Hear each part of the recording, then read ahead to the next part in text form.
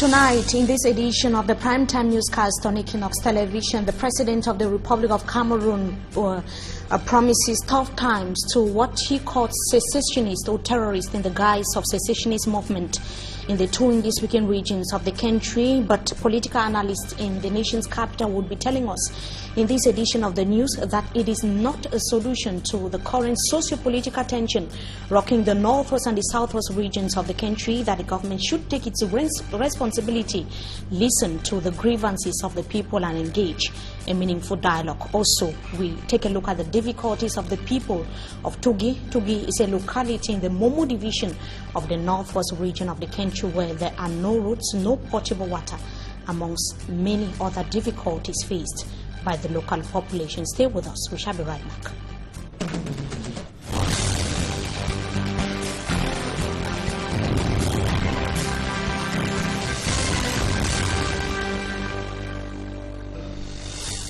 Good evening to you, ladies and gentlemen. You are watching the primetime newscast on Equinox Television. The President of the Republic of Cameroon has said that it is now clear to the world that Cameroon is repeatedly being attacked by a group of terrorists claiming to belong to a secessionist movement. Speaking upon his return from the EU summit in Abidjan, Ivory Coast, that was last night, the head of state reassured Cameroonians that all measures will be taken to unveil those he qualifies as criminals behind the attacks on elements of the national armed forces in a bid to safeguard the country's peace and security. He said that he learned to grieve the assassination of 4 military officers and 2 police officers in the southwest region of the country in the past few days. President Paul Biya expressed his condolences to the bereaved families and the National Defense Forces. Could it be another war that the President of the Republic of Cameroon is declaring against what he called terrorists in the two English-speaking regions of the country? Should be noted that it is not the first time. About 3 years ago, he met a similar declaration at the same airport against militants of Boko Haram in the far north region of the country. But political scientists in the nation's capital, Yaoundé, say that it is not the solution to the current crisis and that the government is supposed to take its responsibility, listen to the worries of the people, and engage in meaningful dialogue. Details in the following report. Toutes les dispositions sont prises pour mettre hors d'état de nuire ces criminels. The sternness and firmness in the unusual declaration of the head of state could be likened to a similar statement in 2014 when he was returning from the summit on climate change in Paris. President Paul Biya has simply declared war on what he called secessionist terrorist groups in Anglophone regions, as he did with Boko Haram 3 years ago. Cameroun est victime des attaques à répétition d'une bande de terroristes. By failing to mention dialogue preached by the international community, the political class and civil society actors in Cameroon, the head of state was reaffirming government's determination to employ military solutions to a pure political problem. Je voudrais présenter mes condoléances aux familles éprouvées. Besides, his condolence message to fallen soldiers and families, ignoring the dozens of civilians who perished in Anglophone regions in the past months, says it all. The reaction of the president is timely. It is proof of gravity of the prevailing situation in Anglophone regions of Cameroon. The special security meeting Friday, chaired by the defense minister, is further raising fears of massive crackdown on Anglophone activists in the coming days. But it is not a solution to safeguard peace and security across the national territory, according to political scientists. Dr. Frank Ebogwa and Professor Alain Fouguet hold that it is too early to describe the situation as terrorism. On peut se dire qu'il s'agit certainement, n'est-ce pas, d'un mouvement d'insurrection. The call on the government to take its responsibility and engage in meaningful dialogue, because the grievances of the English-speaking population are genuine. Il faut simplement ouvrir un dialogue avec ceux qui souffrent. If the government could negotiate with Boko Haram militants, why not with its people fighting for the restoration of their cultural, educational and legal values, he concluded. Nous avons négocié avec Boko Haram. Et il n'y a pas de raison que nous ne discutions pas avec nos frères et compatriotes. And the outing of the President of the Republic of Cameroon, his rare outing yesterday at the Simaleng Airport in the nation's capital Yaoundé, is coming after 6 soldiers, as we heard in the report that just ended, were killed in Manyu Division, southwest region of the country within 48 hours.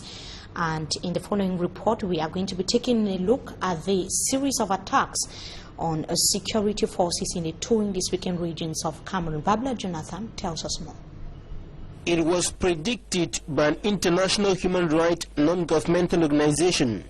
In its last report published in August 2017, Crisis Group issued a warning saying the sporadic violence of the last few months and the use of social networks have shown that some secessionists are ready for the armed struggle. The opening of a front in the west could prove to be dramatic for Cameroon, which already faces Boko Haram in the far north and militants from the Central African Republic in the east. In response to this warning and other issues raised in the report, government, through its spokesperson Issa Chiroma Bakari, accused Crisis Group of attacking Cameroon and closed the country's borders to the organization. And today, the predictions of Crisis Group are manifesting with recurrent attacks on elements of the National Armed Forces in the northwest and southwest regions. In less than 3 days, between the night of November 28th to 29th, breaking 30th, 6 officers of the National Armed Forces were killed in the Manyu Division, southwest region. Added to 2 others killed earlier in Manfe and Ekok, the number goes up to 8 security forces killed in the southwest region alone in less than a month. In the northwest region, 4 were killed in Jakiri, Bafut and Bamenda between the 8th and 9th of November 2017. Others were shot and wounded by unidentified attackers referred to as terrorists by President Paul Biya. Upon his return from the African Union-European Union Summit in the Ivorian capital Abidjan, the head of state Paul Biya said all measures are being taken to track down those he qualifies as criminals behind the attacks on police, gendarmes and military officers. And in the wake of killings in the two English-speaking regions of the country, a special security meeting is ongoing in the nation's capital. It is contained in a communique that was signed yesterday by the Defense Minister Joseph Bitia Somo. The special security meeting convened by the President of the Republic would have top-ranking or is having top-ranking officials for the police, gendarmerie corps, firefighting unit in the country in attendance. And if there is one of the major grievances of the English-speaking population, it is the release of all those who are currently being detained in the nation's capital and across the national territory. One of them is Mancho, BBC and other detainees of the Anglophone crisis that were expected to appear before the military tribunal in the nation's capital Yaoundé today. This is after the case yesterday was adjourned to the 1st of December 2017. It should be noted that they are being accused of several charges. Amongst the various charges levied against him, we have secession, rebellion, hostilities against the state, amongst many others. It should be noted that in the hearing that took place on the 26th of October 2017, Mancho BBC asked to be sentenced to death on condition that the other detainees of the Anglophone crisis are released. We obviously will be keeping you updated as soon as we are informed on the trial that is unfolding in the nation's capital. 2 school kids and a woman on a motorbike were involved in a fatal accident which occurred today in the early hours of today. That was at the St. Thomas in Pekawik neighborhood that is in the Douala-Free subdivision. The kids sustained severe injuries and were rushed to hospital for medical attention, as innocent as it tells us in the following report. A woman now risks having her hand amputated after a truck transporting sand trampled on it when she was crossed from a motorbike to the tar by the same vehicle in Valle St. Thomas quarter in Pekawik, Douala-Free subdivision. She was immediately rushed to the Douala General Hospital for medical attention alongside 2 school kids who incurred bruises. They were being transported to school early Friday but met their doom when the bike man riding on the narrow stretch of road attempted to overtake the truck. Sources say they were crossed down from behind by the truck when the bike rider slowed down directly in front of the truck upon encountering a brewery vehicle stationed in front of him. It was too late for the truck behind the motorbike to stop.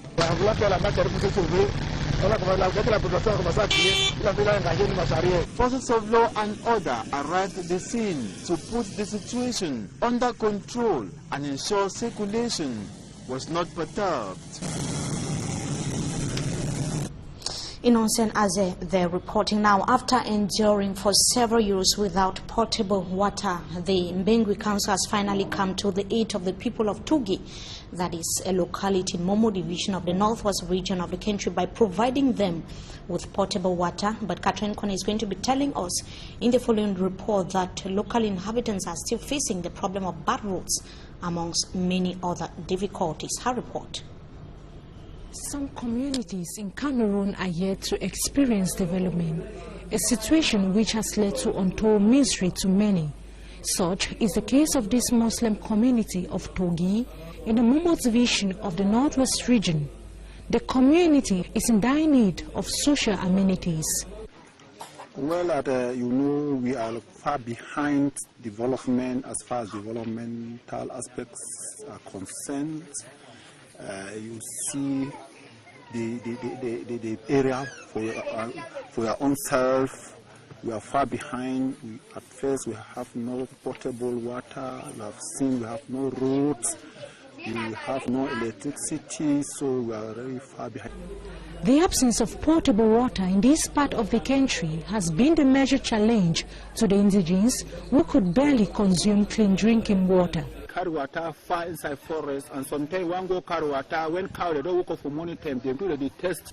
In a bid to support themselves, they had to start the water project some 4 years ago worth millions of rand CFA, and it is being supported by the Mbengwi Council and the Minister Delegate in charge of the Supreme State Audit. It's a gift to the rural community, the farmers and the graziers for the water project that they have. Though one of their need is being solved, the indigenes are dissatisfied, urging the government to provide other social amenities like road, electricity, and even nearby schools to enable their kids to go to school. Another project would be to be able to ship the road that branches off from the highway into this Aldorate of Bamore, where we are. And then further, I will also think that one of the basic necessities is light. If it is not electricity by Enyo, it could be by solar. Yes, it could be by solar, which is very possible. We now talk sports football. The Minister of Sports and Physical Education has congratulated. We are rather talking about, as we are talking sports, he has congratulated athletes that represented Cameroon at the World Zambo Tournament in Sochi, Russia, for bringing back the medals. The reception offered by the Sports and Physical Education Minister Pierre Ismail Bidumpat comes at the time when the women's volleyball team recently crowned African champions are still to be honored in the country. Details with Smart Njikankebre. Cash have been offered to the Cameroonian athletes that participated at the 41st edition of the Sambo World Championship that took place from the 10th to the 12th of November 2017 in Sochi, Russia. Claude Nkwame and Chantal Foku all received from the hands of the Minister of Sport and Physical Education, Pierre Ismail Bidumpat, the sum of 4 million francs CFA respectively. Claude Nkwame won bronze in the more than 100 kilograms category at the competition, defeating his opponent from Uzbekistan, while Chantal Foku in the more than 80 kilograms also harvested a bronze medal, thus giving Cameroon 2 medals at the Sambo competition.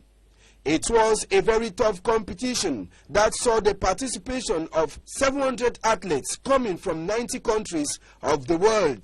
Out of the 17 countries that represented Africa at the competition, only Cameroon managed to return home with 2 medals, something that the nation couldn't let go unidentified. Even though it was a good thing by the government to recognize the efforts of the athletes, the reception given to the Sambo delegation comes at a time that the sport minister is still to show any attention to the women's volleyball team that emerged as African champions at the end of the African Volleyball Women's Nations Cup that took place in Cameroon from the 7th to the 14th of October at the Yaoundé Sports Complex. And from there, we come to the end of this edition of the Primetime Newscast on Equinox Television. Viewers, so thank you so much for joining us. We shall be having the French edition of the news that's going to be at exactly 8 p.m. Stay tuned to programs on Equinox Television. Good night.